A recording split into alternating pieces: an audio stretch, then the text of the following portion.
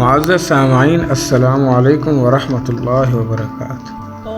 آج کا ہمارا موضوع ہے 4 باتیں جو ہے نا گناہ سے بھی زیادہ بری ہیں۔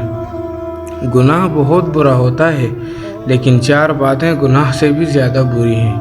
نمبر 1، گناہ کو ہلکا سمجھنا۔ اگر کوئی بندہ گناہ کا مرتکب ہو جائے تو اسے چاہیے کہ وہ گناہ کو گناہ تو سمجھے، اس گناہ کو ہلکا سمجھنا گناہ سے بھی زیادہ برا کام ہے۔ نمبر 2، گناہ کر کے خوش ہونا۔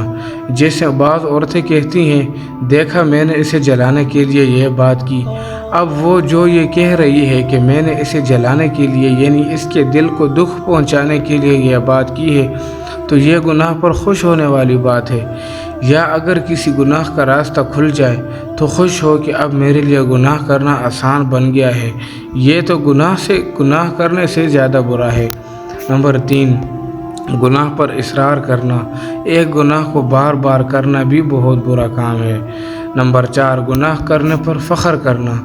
گناہ پر اترانا اور فخر کرنا بھی گناہ کرنے سے بڑا کام ہے۔ قیامت کے دن ہر انسان کے ساتھ 4 گواہ پیش کیے جائیں گے۔ علماء نے لکھا ہے کہ قیامت کے دن ہر انسان کے ساتھ 4 گواہ پیش کیے جائیں گے۔ پہلا گواہ انسان کا نامہ اعمال ہوگا۔ جب نامہ اعمال سامنے ہوگا، مجرم گنہگار آدمی اپنے نامہ اعمال میں سے جو کچھ لکھا ہوگا دیکھے گا تو ڈرے گا، کانپے گا، پھر کیا کہیں گے؟ ہائے ہماری بدبختی، یہ کیسی کتاب ہے کہ کوئی چھوٹا بڑا عمل ایسا نہیں جو اس میں درج نہ ہو۔ سورہ کہف، جو اپنا کیا درا ہوگا وہی اپنے سامنے پائیں گے، تیرا رب تو کسی پر ظلم نہیں کرے گا۔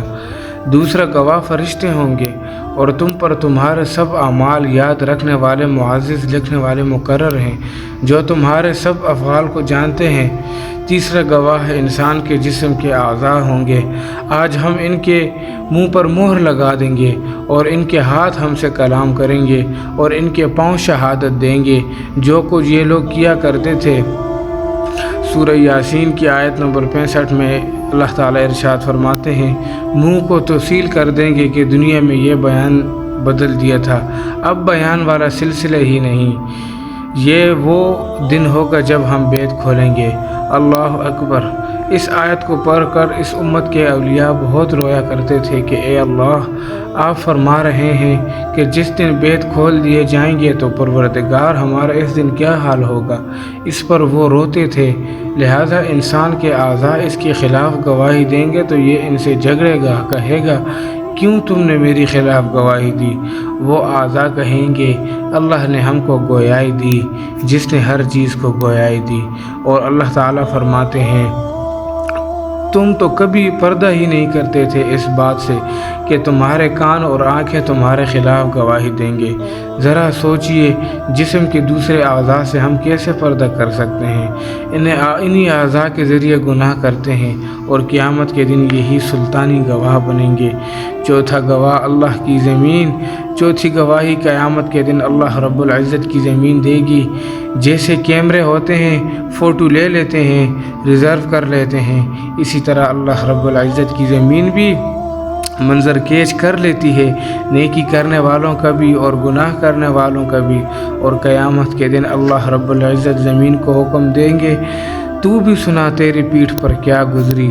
زمین بھی اس دن خبریں نشر کرے گی اور ٹھیک ٹھیک بتلائے گی، کیونکہ اسے رب کا یہی حکم ہوگا۔ اس لیے گناہوں کا ایک ہی حل ہے کہ انسان ان سے سچی توبہ کر کے آئندہ کے لیے نیکی کی زندگی گزارے۔ اللہ تعالیٰ سے دعا ہے کہ اللہ تعالیٰ مجھے بھی عمل کرنے کی توفیق عطا فرمائے اور آپ سب کو عمل کرنے کی توفیق عطا فرمائے۔